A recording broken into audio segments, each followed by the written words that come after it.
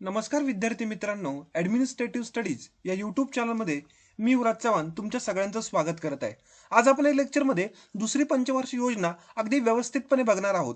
तत्पूर्वी जे कोण पहिल्यांदा हा व्हिडिओ बघत आहेत त्यांनी ॲडमिनिस्ट्रेटिव्ह स्टडीज MPSC-UPSC चॅनलला सबस्क्राइब करून प्लेलिस्टमध्ये अर्थशास्त्र आणि अर्थशास्त्राशी रिलेटेड जी काही विविध प्रकरणं आहेत ती सुद्धा अवश्य बघून घ्या, की ज्याच्यामध्ये आपलं जे काही प्रकरण आता सध्या चर्चेमधलं सुरू आहे ते म्हणजे भारतातील आर्थिक नियोजन, इकॉनॉमिक प्लॅनिंग इन इंडिया। त्याच्या संदर्भातलं आर्थिक नियोजनाचा इतिहास बघितला, आर्थिक नियोजन म्हणजे काय असतं, राष्ट्रीय विकास परिषद काय असते, नियोजन आयोग काय असते, नीती आयोग काय असतं, तर ह्या सर्व लेक्चर्स आपण गेल्या काही मागील लेक्चर्समध्ये खूप डिटेल्समध्ये चर्चा केलेली आहे। तर या सर्व लेक्चरची लिंक मी व्हिडिओच्या डिस्क्रिप्शन बॉक्समध्ये देतो, तर ती सर्वच्या सर्व लेक्चर अवश्य बघून घ्या, की ज्याचा उपयोग तुम्हाला राज्यसेवा पूर्व परीक्षा असेल, राज्यसेवा मुख्य परीक्षा, कंबाईनची पूर्व परीक्षा असेल, STIची मुख्य परीक्षा असेल, इत्यादी विविध परीक्षांच्या मध्ये याचा तुम्हाला नक्कीच उपयोग होऊ शकतो। तर ठीक आहे, आज आपण आपल्या लेक्चरला सुरुवात करूया। तर बघा, दुसऱ्या पंचवार्षिक योजनेसंदर्भातला पहिला आणि महत्त्वाचा मुद्दा असेल तो म्हणजे या पंचवार्षिक योजनेचा कालावधी काय असेल। तर लक्षात ठेवा, 1 एप्रिल 1956 ते 31 मार्च 1961 या दरम्यान आमच्या देशामधली दुसरी पंचवार्षिक योजना राबवण्यात आली। बऱ्याच वेळा परीक्षेत विचारलेला आहे प्रश्न की दुसऱ्या पंचवार्षिक योजनेचा कालावधी काय, तर 1 एप्रिल 1956 ते 31 मार्च 1961। तर लक्षात ठेवा, ह्या योजनेचा जो काय अंतिम आराखडा होता किंवा अंतिम जो ड्राफ्ट होता, ह्या ड्राफ्टला आमची देशातली NDC असेल म्हणजे नॅशनल डेव्हलपमेंट काउन्सिल किंवा राष्ट्रीय विकास परिषदेनं मान्यता 2 मे 1956 रोजी दिली। तर बघा, आपण मागच्या लेक्चरमध्ये बघितलं की NDC म्हणजे काय असेल। NDC म्हणजे अशी नावाची एक इन्स्टिट्यूशन असेल, त्याच्यामध्ये केंद्रातली महत्त्वाची लोक, त्याच्याबरोबर देशातल्या विविध घटक राज्य असतील, काही केंद्रशासित प्रदेश असतील, ह्या सगळ्यांचं प्रतिनिधित्व देऊन एक महत्त्वाची नियोजनातली जी काही संस्था चालू केली आमच्या देशामध्ये 6 ऑगस्ट 1952ला, त्या संस्थेचं नाव NDC किंवा नॅशनल डेव्हलपमेंट काउन्सिल। तर या संस्थेनं या योजनेच्या अंतिम आराखड्यास 2 मे 1956ला मान्यता दिली। बऱ्याच वेळेला प्रश्न हाही आलेला आहे। लक्षात ठेवा, दुसऱ्या पंचवार्षिक योजनेचे जे काही अध्यक्ष असतील ते तत्कालीन पंतप्रधान पंडित नेहरू हे अध्यक्ष होते। म्हणजे बघा, नियोजन आयोगाचे जे काही अध्यक्ष असतात ते पंतप्रधान हेच पदसिद्ध अध्यक्ष असतात। त्यामुळे दुसऱ्या पंचवार्षिक योजनेचे जे अध्यक्ष होते ते पंडित जवाहरलाल नेहरू होतं आणि उपाध्यक्ष जे काय होतं TT कृष्णमाचारी। बऱ्याच वेळेला विचारला जातो प्रश्न की दुसऱ्या पंचवार्षिक योजनेचे उपाध्यक्ष कोण होते, तर TT कृष्णमाचारी। पुढचं की या योजनेचं उपनाव काय, तर नेहरू महालनोबिस योजना असं पण बोललं जातं। नेहरू म्हणजे पंतप्रधान पंडित नेहरू आणि महालनोबिस हे एक अर्थतज्ञ होते, म्हणजे यांच्या विचारसरणी जी काय होती ती या योजनेला राबवली होती। त्यामुळे असं म्हणतात की दुसऱ्या पंचवार्षिक योजनेचं जे काही मॉडेल असेल किंवा प्रतिमान असेल त्याने आणि अध्यक्ष या नात्याने नेहरूंचं नाव असेल आणि प्रतिमान या नात्यानं महालनोबिस यांचं नाव असेल, त्यामुळे दोघांना एकत्रितपणे नेहरू महालनोबिस योजना असं पण म्हणतात, किंवा वेगळ्या अजून भाषेत बोललं जातं की भौतिकवादी योजना। तर लक्षात ठेवा, परीक्षेमध्ये प्रश्न आला दुसऱ्या योजनेला काय म्हणतात, तर नेहरू महालनोबिस योजना किंवा भौतिकवादी योजना असंही बोललं जातं। भौतिकवादी म्हणजे काय, की या योजनेमध्ये प्रामुख्यानं बेसिक इंडस्ट्री जी असेल किंवा मूलभूत उद्योग असतील याच्यावरती खूप सारा भर दिला होता, त्यामुळे भौतिकवादी योजना असं पण बोललं जातं। तर इथं पुढचा मुद्दा बघा, या योजनेचं प्रतिमान जे असेल ते PC महालनोबिस यांचंच होतं। तर लक्षात ठेवा, प्रत्येक योजना आपण इथून पुढे बघू, प्रत्येक योजनेला कुणाचं तरी प्रतिमान असतं किंवा मॉडेल असतं। प्रतिमान म्हणजे काय, की असं एक तत्व असतं किंवा असे काही नियम असतात, म्हणजे एखाद्या देशाची जर इकॉनॉमी डेव्हलप करायची असेल तर असा काही नियमाचा संच असतो आणि त्या नियमाच्या संचालाच प्रतिमान असं म्हणतात। तर हे PC महालनोबिस यांचं जे काही प्रतिमान जे होतं हे प्रामुख्यानं सांगत होतं की एखाद्या देशाचा इकॉनॉमी जर ग्रोथ करायची म्हटलं, तर एखाद्या देशाच्या अर्थव्यवस्थेचा जर विकास करायचा असेल तर त्या देशामध्ये सुरुवातीला जी बेसिक इंडस्ट्री जी असेल, मूलभूत उद्योग असतील, याच्यावरती भर दिला पाहिजे आणि याच्यावरती जर भर दिला तर देशाची इकॉनॉमी डेव्हलपमेंट होईल। तर हे जे काही PC महालनोबिस यांचं जे काही प्रतिमान होतं ते आम्ही दुसऱ्या पंचवार्षिक योजनेला राबवलेलं होतं। त्याच्यामध्ये बघा, या प्रतिमानामध्ये प्रामुख्याने आर्थिक विकास होण्यासाठी झपाट्याने औद्योगिकरण करणे हे अपेक्षित होतं। तर लक्षात ठेवा, दुसऱ्या पंचवार्षिक योजनेला प्रत्यक्ष प्रतिमान PC महालनोबिस यांचं वापरलं, मात्र या प्रतिमानाला एक अल्टरनेट प्रतिमान तयार होतं परंतु ते वापरलं नाही। मात्र परीक्षेच्या दृष्टीने माहिती पाहिजे, बऱ्याच वेळेला प्रश्न विचारला जाऊ शकतो की दुसऱ्या पंचवार्षिक योजनेला प्रत्यक्ष PC महालनोबिस यांचं प्रतिमान वापरलं, मात्र या प्रतिमानाला खालीलपैकी कोणाचं प्रतिमान हे अल्टरनेट तयार झालेलं होतं। तर लक्षात ठेवा, वरील प्रतिमानाला पर्याय म्हणून ब्रह्मानंद आणि वकील यांचं मजुरी वस्तू प्रतिमान बऱ्याच वेळेला विचारलं जातं। मजुरी वस्तू प्रतिमान हे अल्टरनेट तयार ठेवलेलं होतं पण प्रत्यक्षात वापरलं नाही। आता प्रश्न पडतो की मजुरी वस्तू प्रतिमान म्हणजे काय, तर लक्षात ठेवा, हे प्रतिमान सांगतं की भांडवली वस्तूपेक्षा उपभोग्य वस्तूंच्या उत्पादनावर अधिक लक्ष द्यावं। त्याला लक्षात ठेवा, जे पीसी महालनोबिसांचं प्रतिमान काय सांगतं, की एखाद्या राष्ट्राची डेव्हलपमेंट करायची असेल तर प्रामुख्याने बेसिक इंडस्ट्री डेव्हलप करा, हे असं पीसी महालनोबिसांचं प्रतिमान सांगतं.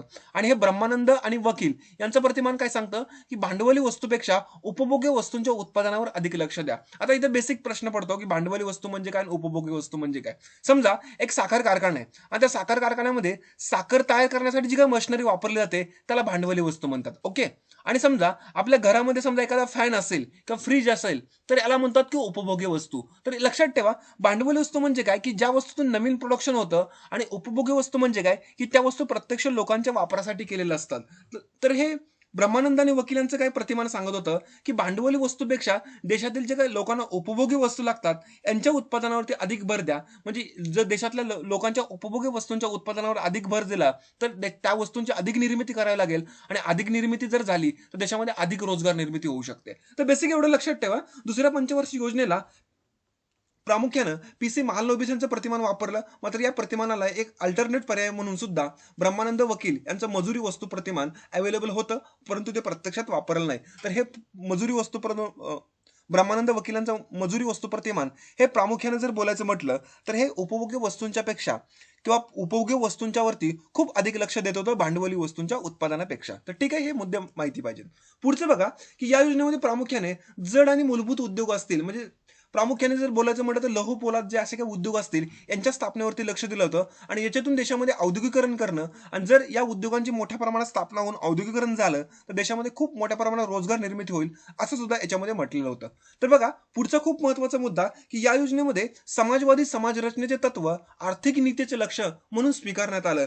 बऱ्याच वेळेला एमपीएससी कमिशन राज्यसेवा मुख्य परीक्षा असेल याच्यामध्ये बऱ्याच वेळेला विचारलंय, की खालीलपैकी कोणत्या योजनेमध्ये की प्रामुख्याने समाजवादी समाज रचनेचे तत्व देशाच्या आर्थिक नीतीचे लक्ष्य म्हणून स्वीकारण्यात आलं, तर दुसऱ्या पंचवार्षिक योजनेमध्ये. तर हिचं उत्तर कळलं. आता बेसिक प्रश्न असा पडतो, की समाजवादी समाज रचनेचे तत्व म्हणजे काय. तर बघा, आपण काही मागील लेक्चर्समध्ये बेसिकमध्ये बघितलंय, की समाज म्हणजे काय, समाजवाद म्हणजे काय, सोशलिस्ट विचारसरणी. म्हणजे अशी विचारसरणी की ज्या देशामध्ये ज्या ज्या काही ऍक्टिव्हिटी करायच्या आहेत त्या केवळ आणि केवळ सरकारच्याच विचारसरणीने चालतील. म्हणजे ए टू झेड, म्हणजे छोट्यातली छोटी किंवा मोठ्यातली मोठी सर्वच्या सर्व गोष्टी सरकार करतील, अशा विचारसरणीला समाजवादी विचारसरणी म्हणतात. हे बेसिक मध्ये बोलायचं म्हटलं तर. डिटेल्स मध्ये बघायचं असेल तर या व्हिडिओची लिंक सुद्धा डिस्क्रिप्शन बॉक्समध्ये येतो, तो सुद्धा व्हिडिओ तुम्ही अवश्य बघून घेऊ शकता. तर या योजनेमध्ये ठरवलं की देशामध्ये जे काय करायचं ते सरकारच करेल किंवा गव्हर्नमेंट करेल. त्यामुळे असं म्हटलं जातं की या योजनेमध्ये समाजवादी समाज रचनेचं तत्व देशाच्या आर्थिक नीतीचे लक्ष्य म्हणून स्वीकारण्यात आलेलं होतं. म्हणजे जे काही करायचं ते गव्हर्नमेंटच करेल. आणि यातला एक महत्वाचा मुद्दा राहतो बघा, बऱ्याच वेळेला प्रश्न याच्यावर सुद्धा आलेला आहे. आणि ह्या समाजवादी समाज रचनेच्या तत्वाचा स्वीकार करून आमच्या देशामध्ये जे इंडस्ट्री सेक्टर आहे, ह्या इंडस्ट्री सेक्टरला रेग्युलेट करण्यासाठी आमच्या देशामध्ये 8 एप्रिल 1948ला देशामधलं पहिलं इंडस्ट्रियल धोरण आलं किंवा पहिलं औद्योगिक धोरण आलं होतं. तर त्या धोरणाला रिप्लेस करण्यासाठी 30 एप्रिल 1956ला दुसरं औद्योगिक धोरण स्वीकारण्यात आलं. आणि हे दुसरं औद्योगिक धोरण जे स्वीकारण्यात आलं याच्यामध्ये प्रामुख्याने सांगितलं होतं की जे काही करेल ते गव्हर्नमेंट करेल किंवा सरकार करेल. त्यामुळे लक्षात ठेवा, समाजवादी समाज रचनेचे तत्व जे आम्ही स्वीकारलं आणि त्या तत्वाला अनुसरून आमच्या देशातला पहिला इंडस्ट्रीतला जो काही महत्वाचा बदल केला तो म्हणजे आमचं दुसरं औद्योगिक धोरण 30 एप्रिल 1956ला आमच्या देशामध्ये स्वीकारण्यात आलं. आणि या धोरणानं आमच्या देशातलं जे काही उद्योग क्षेत्र असेल हे प्रामुख्याने गव्हर्नमेंटनं किंवा सरकारनं स्वतःकडे ॲक्वायर करून घेतलं. तर हा एक महत्वाचा खूप मुद्दा बऱ्याच वेळेला प्रश्न आलेला आहे. पुढचा बघा मुद्दा आहे BHIL, Bharat heavy electricals limited. हा जो का आमच्या देशातला केंद्र सरकारचा अवजड उद्योगांचा जो कारखाना असेल तो भोपाळ मध्य प्रदेशमध्ये सुरू झाला. बऱ्याच वेळेला विचारतात बघा, खालीपैकी कोणते प्रोजेक्ट किंवा कोणते प्रकल्प कोणत्या योजनेत सुरू झाले आणि ते कुठे सुरू झाले. तर दुसऱ्या योजनेमध्ये भेलचा कारखाना सुरू झाला आणि भोपाळ हे ठिकाण आहे मध्य प्रदेश, इथं सुरू झाला.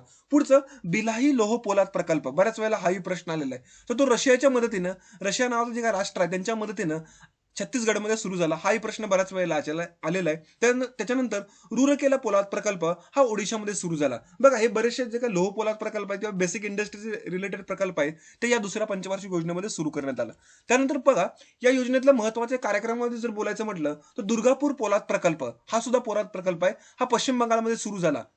आणि तो प्रकल्प जो होता ब्रिटन, जर्मनी आणि रशिया ह्या 3 देशांच्या सहकार्याने किंवा सहयोगाने सुरू झाला. बऱ्याच वेळेला हाही प्रश्न आलेला आहे की दुर्गापूर पोलाद प्रकल्प कोणत्या योजनेमध्ये सुरू झाला आणि या प्रकल्पाला खालीपैकी कोणकोणत्या राष्ट्रांचं सहकार्य होतं. तर ब्रिटन असेल, जर्मनी असेल, रशिया यांच्या सहकार्याने सुरू झाला. त्यानंतर रुरकेला खत कारखाना, म्हणजे जे काही आमच्या देशातल्या ॲग्रिकल्चरसाठी जे फर्टिलायझर वापरावं लागतं, सेंद्रिय नाही रासायनिक खतं वापरावी लागतात, त्यासाठी रुरकेला खत कारखाना हा ओडिशामध्ये सुरू झाला. बघा आपण मागच्या याला पहिली पंचवार्षिक योजना बघितल्या, त्याच्यामध्ये सेंद्रिय खत कारखाना हा सुद्धा सुरू झाला होता. कुठं सुरू झाला मला कमेंट बॉक्समध्ये सांगा. बघा म्हणजे मागची लेक्चर पण तुम्ही किती व्यवस्थित बघू शकता. पुढचं असेल की अणुऊर्जा आयोग. आमच्या देशाला जी काही अणुऊर्जेची काही म्हणजे ऊर्जेची काही समस्या आहे त्याच्यावरती एक ऊर्जेचा एक चांगला स्रोत म्हणून शोधण्यासाठी अणुऊर्जा आयोगाची स्थापना आमच्या देशामध्ये 1 मार्च 1958 ला झाली. खूप वेळा प्रश्न आले, राज्यसेवा मुख्य परीक्षेला पण आलेला आणि बऱ्याच वेळेला आलेला आहे. तर डॉक्टर होमी भाभा यांच्या अध्यक्षतेखाली अणुऊर्जा आयोगाची स्थापना करण्यात आली. तर बऱ्याच वेळेला विचारला जाऊ शकतो कितव्या पंचवार्षिक योजनेमध्ये झाला, तारीख विचारली जाऊ शकतं किंवा पहिला अध्यक्ष किंवा कोणाच्या अध्यक्षतेखाली सुरू झाला, तर डॉक्टर होमी भाभा यांच्या अध्यक्षतेखाली सुरू झाला. त्यानंतर पुढचा महत्वाचा आहे बघा, LICची स्थापना. LIC life insurance corporation of India, भारतीय आयुर्विमा महामंडळ. म्हणजे देशातले जे काही लोक आहेत किंवा माणसं आहेत त्यांच्या आयुष्याची एक शाश्वती यावी त्यासाठी लाईफ इन्शुरन्स काढला पाहिजे किंवा आयुर्विमा काढला पाहिजे. यासाठी भारत सरकारची कंपनी म्हणून लाईफ इन्शुरन्स कॉर्पोरेशन ऑफ इंडियाची 1 सप्टेंबर 1956 ला सुरुवात झाली. बऱ्याच वेळेला प्रश्न आलेला आहे की LICची स्थापना कोणत्या पंचवार्षिक योजनेत झाली आणि ती किती तारखेला झाली. तर बऱ्याच वेळेला प्रश्न, ती गव्हर्नमेंटची कंपनी आहे. अलीकडे भारत सरकारने डिक्लेअर केलं बघा, LICतला बराचसा हिस्सा हा प्रायव्हेट लोकांच्या शेअर मार्केटमध्ये विकला जाणार आहे. तर ठीक आहे, ती प्रोसेस सुरू आहे, त्याच्याबद्दल तुम्हाला बेसिक माहिती पाहिजे. पुढचं की या योजनेमध्ये प्रामुख्याने जो काही खर्च होता जवळपास 24% म्हणजे सर्वाधिक खर्च हा उद्योग क्षेत्रावरती झाला होता. कारण बघा बरेचसे लोह पोलाद प्रकल्प इंडस्ट्रीवरती खूप सारा प्रयत्न केले होते, त्यामुळे योजनेमध्ये सर्वाधिक खर्च हा जवळपास 24% हा इंडस्ट्री सेक्टरवरती झाला होता. बऱ्याच वेळेला प्रश्न आलेला आहे बघा, जसं पहिल्या पंचवार्षिक योजनेमध्ये प्रामुख्याने आपण ऍग्रिकल्चरवरती काम केलं, तसं या योजनेमध्ये प्रामुख्याने बेसिक इंडस्ट्रीवरती किंवा इंडस्ट्रीवरती काम केलं होतं, जवळपास 24% खर्च होतं. तर ठीक आहे, या योजनेचं मूल्यमापनाच्या बाबतीत जर बोलायचं म्हटलं म्हणजे ह्या योजनेचं कन्क्लुजन आम्हाला काय म्हणता येईल. तर पहिला प्रश्न असेल की सुवेज कालव्याचा प्रश्न. आता सुवेज कालवा जर बोलायचं म्हटलं तर हा भारत असेल, इकडे पाकिस्तान असेल, अशी काही राष्ट्र असतील आणि प्रामुख्यानं जर भारताला आंतरराष्ट्रीय व्यापार युरोप खंड असेल किंवा अमेरिका खंड असेल याच्या दरम्यान जर भारताकडे जो आंतरराष्ट्रीय व्यापार जर येण्यातला हा सगळ्यात शॉर्ट टर्मचा मार्ग आहे. म्हणजे समजा आपल्याला युरोपमध्ये जायचं म्हटलं किंवा अमेरिकेत जायचं म्हटलं तर 3 मार्ग आहेत. म्हणजे आता जो दाखवला हा एक मार्ग असेल, त्याच्यानंतर आपण दक्षिण आफ्रिकेच्या टोकाला असा वळसा निकडे जाऊ शकतो किंवा अगदी पूर्वेकडून असं जाऊ शकतो. तर सर्वात जवळचा जो काही मार्ग आहे तो हा जवळचा भाग आहे. आणि याच्या दरम्यान हा जो सुएज कालवा आहे त्याच्यामध्ये जे काही आखाती राष्ट्र असतील त्यांच्यामधला ज्या अंतर्गत जो काही वाद असेल त्या वादांच्यामुळे भारताचा आंतरराष्ट्रीय व्यापार जो काही ह्या जवळच्या मार्गाने होत होता तो मार्ग बंद झाला आणि याच्यामुळे प्रामुख्याने जे खनिज तेल मिळतं ते महाग मिळायला लागलं आणि ते महाग मिळायला लागल्यामुळे देशामध्ये खूप मोठ्या प्रमाणात महागाईची समस्या निर्माण झाली. तर हा सुएज कालवा काय असतो, सुएज कालव्याच्या संदर्भातले डिटेल्स आपण हे जॉग्राफीच्या लेक्चरमध्ये बघणार आहोत. आता एवढं लक्षात ठेवा किंवा अभ्यास करताना सुएज कालवा नकाशात नेमका कुठे एवढं तरी बघून घ्या. आणि सुएज कालव्याच्या दरम्यान जे राजकीय पेच प्रसंग निर्माण झाला त्याच्यामुळे आमच्या देशातला जो काही ट्रान्सपोर्ट जो असतो प्रामुख्याने खनिज तेलाचा तो वाढला आणि आंतरराष्ट्रीय व्यापारामध्ये बरेचसे चेंजेस होऊन आमच्या देशामध्ये महागाईचं संकट निर्माण झालंय. एवढं बेसिक इथं लक्षात ठेवा. पुढचा महत्वाचा मुद्दा असेल बघा या योजनेच्या मूल्यमापनामध्ये की मोसमी पावसाची कमतरता निर्माण झाली. म्हणजे काय मान्सून जो पडतो तो व्यवस्थित पडलाच नाही जवळपास या 4-5 वर्षामध्ये आणि मान्सून न पडल्यामुळे ऍग्रिकल्चरची प्रगती थांबली आणि ऍग्रिकल्चरची प्रगती थांबल्यामुळे बरेचसे प्रॉब्लेम निर्माण व्हायला लागलं आणि आमच्या देशाच्या सुवेज कालव्याच्या प्रश्नामुळे आंतरराष्ट्रीय व्यापारामध्ये घट झाली किंवा बऱ्याचशा प्रॉब्लेममुळे आमच्या देशाकडे जो काही परकीय चलन साठा जो असेल त्याच्यामध्ये पण घट व्हायला लागली आणि ही सुद्धा एक समस्या निर्माण झाली. आणि खूप महत्वाचा मुद्दा असा म्हणतो की आपल्या पहिल्या पंचवार्षिक योजनेमध्ये आमच्या देशाला किमती किंवा किंमत निर्देशांक घसरलेला होता किंवा कमी झालेला होता. मात्र ह्या बऱ्याचशा समस्यांच्यामुळे आमच्या देशामध्ये या दुसऱ्या पंचवार्षिक योजनेदरम्यान जो किंमत निर्देशांक असेल किंवा महागाई निर्देशांक असेल हा जवळपास 30% वाढलेला होता. मला कमेंट बॉक्समध्ये सांगा की पहिल्या पंचवार्षिक योजनेमध्ये महागाई निर्देशांक किंवा किंमत निर्देशांक किती टक्क्यांनी कमी झाला. बऱ्याच वेळेला हा प्रश्न आलेला आहे. तर ठीक आहे, आपण दुसऱ्या पंचवार्षिक योजनेशी रिलेटेड खूप महत्त्वाचे मुद्दे डिस्कस केले. तर बेसिक तुम्हाला माहिती पाहिजे की दुसरी पंचवार्षिक योजना कधी झाली, त्यातले महत्त्वाचे प्रोजेक्ट कुठले होते, कोणत्या मुद्द्यावरती लक्ष दिलं होतं. तर अशा बेसिक ऑन इन ॲव्हरेज लक्षात ठेवा आणि हे लक्षात ठेवा, पाठ करू नका, कारण पाठ केलं की विसरतं. आणि लक्षात ठेवताना महत्त्वाचा मुद्दा असतो की आमच्या देशाला स्वातंत्र्य मिळाल्यानंतर पहिली पंचवार्षिक योजना राबवली, त्यानंतर दुसरी पंचवार्षिक योजना राबवली. योजनेमध्ये प्रामुख्याने आम्ही ऍग्रिकल्चरला फोकस केलं होतं आणि याच्यामध्ये प्रामुख्याने इंडस्ट्रीला फोकस केलं होतं. असं जर लिंकेज करून जर लक्षात ठेवलं तर ते तुमच्या नक्कीच लक्षात राहू शकतं. तर ठीक आहे, आजच्या लेक्चरमध्ये एवढंच सांगतो. जे कोण हा पहिल्यांदा आज व्हिडिओ बघत आहेत त्यांनी उर्वरित जे काही लेक्चर्स आहेत किंवा उर्वरित जे व्हिडिओ आहेत ते सुद्धा अवश्य बघून घ्या. येणारी राज्यसेवा असेल किंवा कंबाईन असेल, खूप तुम्हाला त्याचा उपयोग होऊ शकतो आणि तुमच्यासारखे जे होतकरू विद्यार्थी आहेत त्यांच्यापर्यंत सुद्धा हा लेक्चर किंवा हा व्हिडिओ पोहोचवा. एवढंच सांगतो आणि आज इथं थांबतो. धन्यवाद.